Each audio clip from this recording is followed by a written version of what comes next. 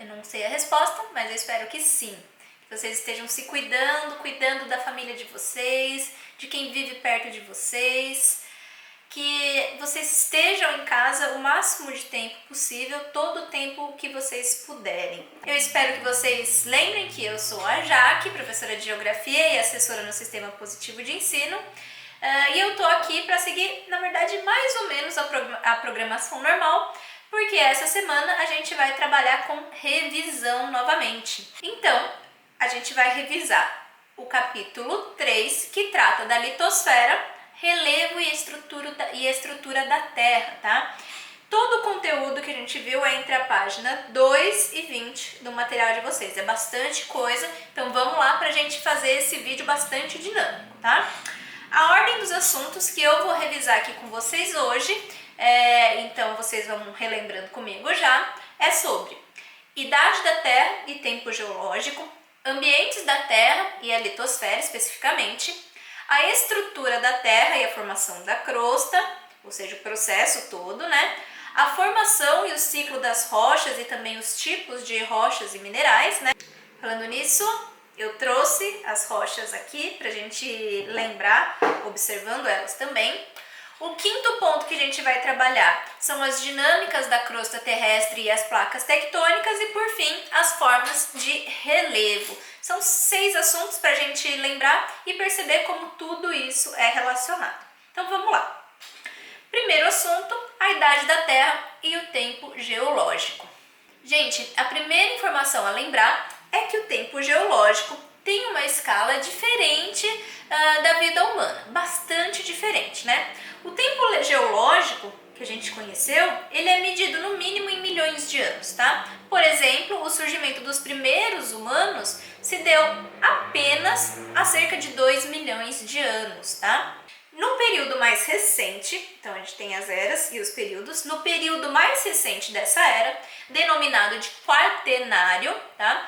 Com menos de 2 milhões de anos, a espécie humana se espalhou pelo mundo, tá? As geleiras foram se retraindo e oferecendo condições de vida para sociedades humanas que passaram a interferir grandemente na natureza. Ainda nem é possível a gente medir exatamente o tamanho das consequências dessas ações humanas na natureza. Isso considerando o tempo geológico, né? Mas a Terra continua em constante transformação e os humanos têm interferido cada vez mais nos ambientes que compõem a Terra, transformando quimicamente as águas, interferindo no clima, explorando as estruturas que formam essa camada rígida que envolve o planeta Terra, que é a crosta terrestre. Então agora eu já comecei a falar de outro assunto, né? Que é o tema das esferas terrestres, dos ambientes que compõem o planeta. Então, gente, é a partir de 3 ambientes, de 3 esferas e a interdependência entre elas que a gente observa condições ideais para o desenvolvimento da vida. A gente tem a atmosfera, que é a esfera do ar, dos fenômenos climáticos, a hidrosfera, que é a esfera da água, e a gente tem a litosfera, que trata do solo, das rochas e também do manto superior, que a interdependência entre essas esferas, como eu disse, oferece as condições para o desenvolvimento da vida, que é a biosfera. Especificamente, nesse capítulo que a gente se aprofundou durante essas semanas, a gente se aprofundou na compreensão da litosfera, né? Como se forma e como se dinamiza essa esfera das rochas. Essa camada, a litosfera, corresponde a essa camada rochosa, rígida, e os elementos que constituem essa camada que envolve o planeta Terra. Então, recapitulando, a gente trata por litosfera a região do planeta, composta pelo manto superior e pela crosta. Então, pessoal, agora eu já estou falando de outro assunto que a gente vai trabalhar nessa revisão, tá? Vocês estão vendo como passa rápido, né? Então, eu estou falando das camadas que compõem o planeta. Nesse esqueminha que eu fiz aqui anteriormente, que eu estou mostrando para vocês de novo, a gente consegue observar o núcleo, tá? Que aqui está em amarelo, o manto, que aqui está entre laranja e vermelho, que é uma camada intermediária do planeta Terra, né? Formada basicamente por rochas em estado pastoso ou fluido. O manto também é dividido em 2 partes, tá? O manto inferior e o manto superior, sendo que o manto superior é o que a gente considera quando a gente estuda a litosfera, tá? Por fim, a crosta terrestre, tá? Que é o que está simbolizado aqui pelo plástico do meu globo terrestre, é essa camada sólida formada por diferentes tipos de rochas e minerais que envolve todo o planeta Terra. É uma camada rígida, tá? Bom, gente, as camadas da Terra são formadas por diferentes tipos de materiais, sendo que no decorrer da formação da Terra, os materiais mais pesados, mais densos, se concentram mais para o interior e os materiais mais leves ou menos densos se concentram no manto superior e na crosta. Então, as camadas da Terra, elas são formadas por diferentes tipos predominantes de minerais, tá? Nas condições térmicas e de pressão da superfície terrestre, os minerais são encontrados geralmente em estado sólido, como o quartzo, que eu mostrei para vocês lá no vídeo da semana 6, tá? Vou mostrar aqui de novo. Gente, o quartzo é um mineral, tá? E os minerais são um material natural, como eu disse, geralmente sólido na superfície terrestre, que é inorgânico, que é homogêneo, tem uma composição química definida e tem uma estrutura naturalmente cristalina, tá? Como este daqui que eu estou mostrando para vocês, esse fragmento aqui. Tá bonito, né? Brilhando. Muito bem, isso é um mineral. Já as rochas, aí fica mais fácil, né, da gente saber. As rochas são agregados de minerais, tá? Normalmente 2 ou mais, como esse fragmento aqui que eu tô mostrando para vocês, que eu mostrei anteriormente também, onde a gente consegue até ver os diferentes tipos de materiais com cores diferentes que estão agregados nesse fragmento rochoso, tá? Sobre as rochas, lembra que elas são classificadas em 3 tipos, as magmáticas, as sedimentares e a metamórfica. E o nome delas é muito importante para a gente lembrar a formação delas a partir do ciclo das rochas, tá? Esses materiais, essas rochas e minerais são importantíssimos para a nossa vida, tá? Então a gente vai lembrar um pouquinho sobre cada um desses tipos e dos seus usos. Então, a partir das diferentes características das rochas, elas vão ter usos distintos também. Então vamos entender as características de cada uma delas, tá? Pessoal, as rochas magmáticas que eu trouxe aqui, as rochas magmáticas, como o nome já diz, né, são formadas pelo resfriamento e solidificação do magma. E elas podem ser intrusivas ou extrusivas. As intrusivas, como essa aqui que eu mostrei anteriormente, elas são formadas no interior da crosta terrestre quando o magma vai se consolidar e vai se resfriar lentamente, tá? Cada mineral vai se solidificar em uma temperatura diferente, por isso eles ficam agregados. Já as extrusivas ou as vulcânicas, tá? Ocorrem quando o magma se resfria fora da crosta terrestre de maneira mais rápida, como o basalto. Então, o granito é um exemplo de uma rocha magmática intrusiva ou plutônica e o basalto é um exemplo de uma rocha magmática extrusiva ou vulcânica. A utilização do granito ela é muito comum. Há a extração e a utilização do granito para a produção de pias, por exemplo, é bastante comum a gente encontrar nas moradias. E o basalto, que é uma rocha extrusiva, é bastante comum de ser utilizado em construções, em pavimentação de ruas, tá? No sul do Brasil, especificamente, há a presença de um solo que é muito fértil, conhecido como terra roxa. Isso eu não falei nos vídeos anteriores para aprofundar aqui nessa revisão. Essa terra roxa é formada justamente a partir da decomposição das rochas, desse tipo de rocha basáltica, tá? Proveniente de processos vulcânicos. Então, no decorrer do desgaste dessas rochas, essas partículas formam um solo que é denominado terra roxa e tem uma fertilidade muito alta, tá? Agora as rochas sedimentares. Deixa eu pegar mais um exemplo aqui. As rochas sedimentares, gente, elas são formadas pela compactação de sedimentos, né? Que podem ser fragmentos de rochas ou de outros materiais que se acumularam e assim propiciaram a formação de camadas. E aqui é um exemplo de como as camadas foram se formando. Exemplos de rochas sedimentares são o arenito e o calcário, sendo que o calcário é um exemplo desse tipo de rocha que é muito utilizado na construção civil também.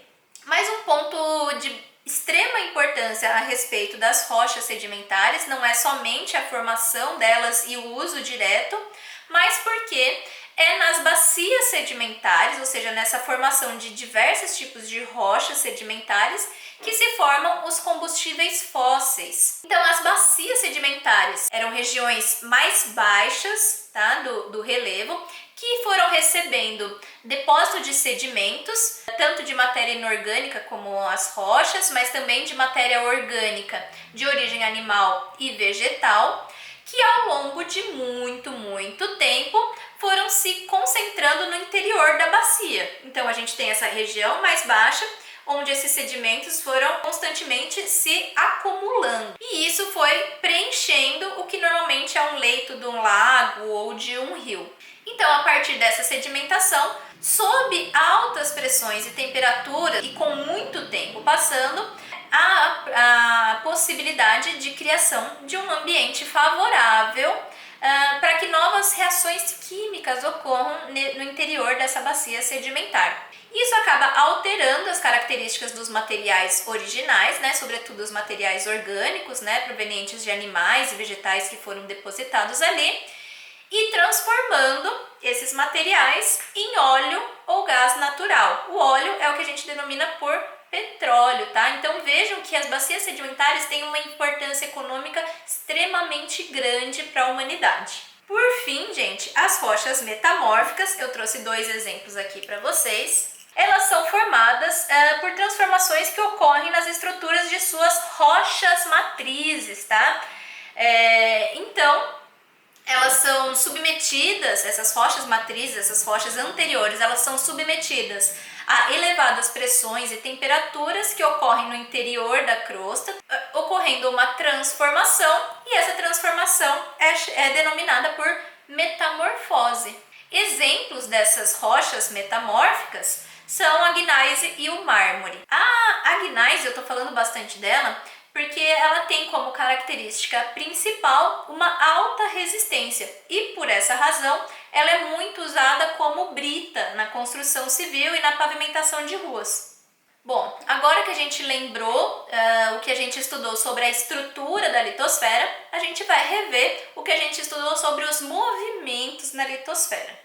Aqui eu estou falando principalmente dos movimentos de convecção, tá? Que são os movimentos, as forças que ocorrem no interior da Terra, responsáveis pela formação da crosta terrestre, né?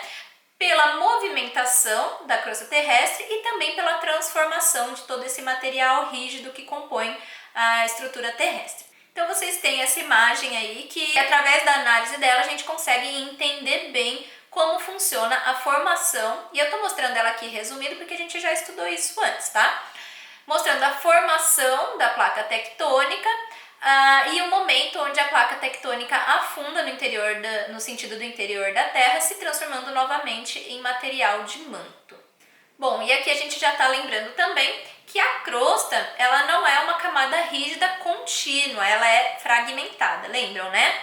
Esses fragmentos que a gente chama de placas tectônicas, e elas estão em constante movimentação, justamente devido a essas forças internas que eu estava falando para vocês até agora, os movimentos de convecção.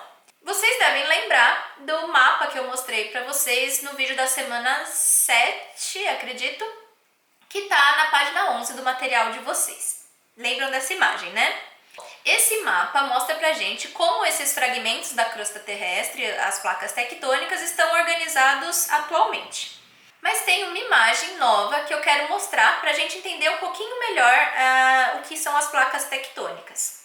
Assim a gente consegue lembrar também de umas outras coisinhas. Essa imagem que eu estou mostrando para vocês ilustra o planeta Terra sem a água dos oceanos, tá? A gente vê principalmente aí nessa imagem o limite entre as placas sul-americana e africana. Assim, a gente recorda que parte das placas tectônicas são submersas, ou seja, estão cobertas por água, enquanto outras partes são mais elevadas, portanto emersas, não são cobertas pelas águas dos oceanos, tá? Essas partes emersas são o que a gente denomina por continente. As ilhas, elas também são partes das placas tectônicas que não são cobertas pelas águas, mas elas têm um tamanho menor. Mas, como eu disse, essa é uma organização atual das placas tectônicas. Nem sempre elas estiveram assim e elas continuam em constante movimento. A partir da teoria da deriva continental, criada pelo meu amigo alemão lá, o Alfred Wegener, e eu não vou colocar aqui os memes, se vocês quiserem vocês voltam nos vídeos para verem. Então foi a partir da teoria da deriva continental do Alfred e com o avanço da ciência e da tecnologia que a gente sabe hoje que as placas tectônicas se movimentam. Então, em alguns pontos, elas estão se estendendo, ou seja, há a formação de uma extensão dessas placas tectônicas.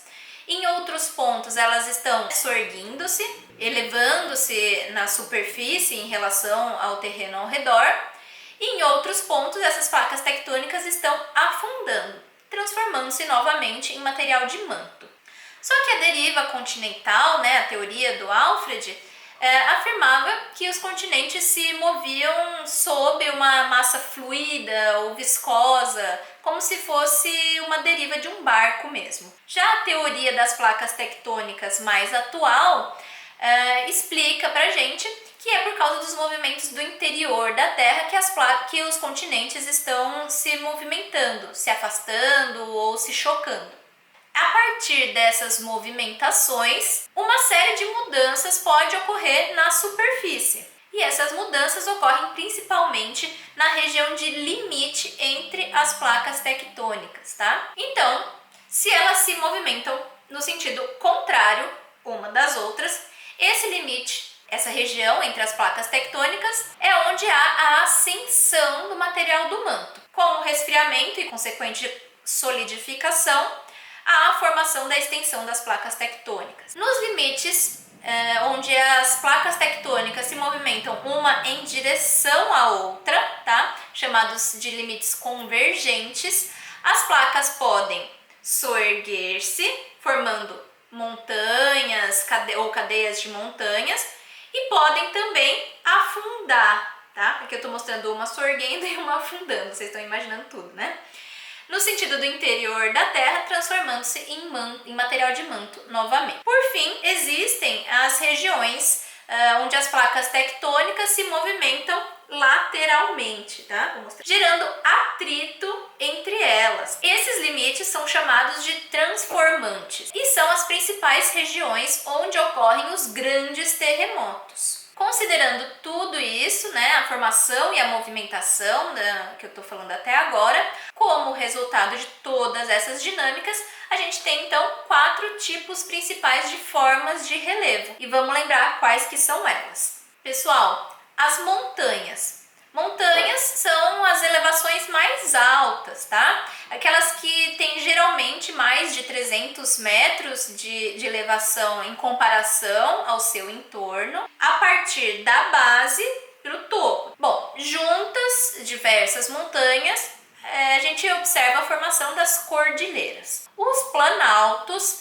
são formas irregulares que são mais antigas, ou seja, são formas de relevo formadas a partir da erosão desses terrenos que eram mais altos. Então, os planaltos têm altitudes médias e normalmente são mais aplainados porque ocorreu muito desgaste dessa superfície. As planícies são relevos geralmente mais baixos e planos, e as depressões são áreas rebaixadas em relação aos relevos próximos. As depressões podem ser tanto absoluta quanto relativa.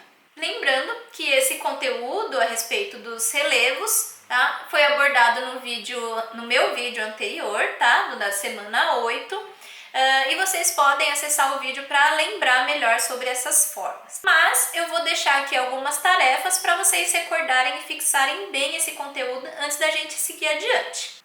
Então, as tarefas que eu vou pedir para vocês estão no livro de atividades, porque as atividades do livro a gente já foi fazendo no decorrer do tempo e tem relativamente bastante atividades porque esse vídeo foi um resumo de todo um capítulo e agora vocês vão rever um pouquinho de cada um desses assuntos fazendo esses exercícios. Então, no livro de atividades de vocês, vocês vão realizar atividades que estão entre a página 4 e 11, sendo essas atividades a 1, 2, 3, 6, 8, atividade 10 para se aprofundar um pouquinho, tá? E as atividades 11 e 13. Tem bastante exercício, mas é para fechar bem a revisão, para a gente seguir com o conteúdo bem afinadinho, tá bom? Então, por essa semana é só. Espero que vocês tenham aproveitado a revisão, façam os exercícios, tá? E espero que encontre vocês na semana que vem. Se cuidem, um abração!